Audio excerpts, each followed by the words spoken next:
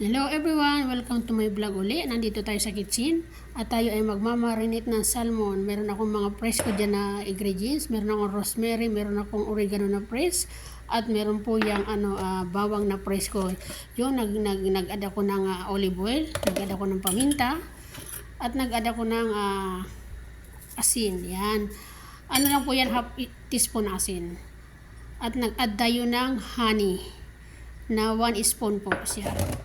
At siyempre, halo-haloin natin para malagyan ng ingredients yung ating mga fresco na ingredients. At naglagay din po ako ng 2 tablespoon of butter na tinunaw. At siyempre, ayan na po ang ating salmon. Hugas na po yan. Hindi ko na po naipakita. Yan, meron tayong 5 pirasong salmon na pili. Yan. Imamarinate natin yan ng mga 30 minutes. Ayan, halo-haloin ko lang ng konti para po mag-absorb yung mga ingredients dyan katulad ng olive oil, bawang at yung mga rosemary na babango dyan. Dinagdagan ko po ng konting asin kasi parang pakiwari ko ay kulang sa asin. Ayan, halo-haloin lang natin yan. Halo-haloin.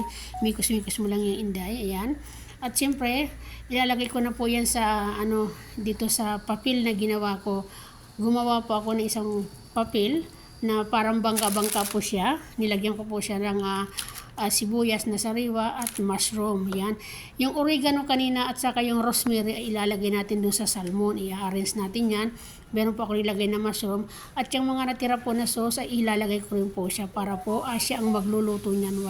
Ibibig po natin yan sa mahinang apoy lang. Salamat po sa inyong panonood. Thank you everyone. Maraming po salamat. At ito na nga, naibig na natin yung ating salmon. Nailagay na natin sa oven at ready na po to serve. Ayan na po siya. Thank you for watching everyone. Bye bye and God bless. Happy day. Bye bye po.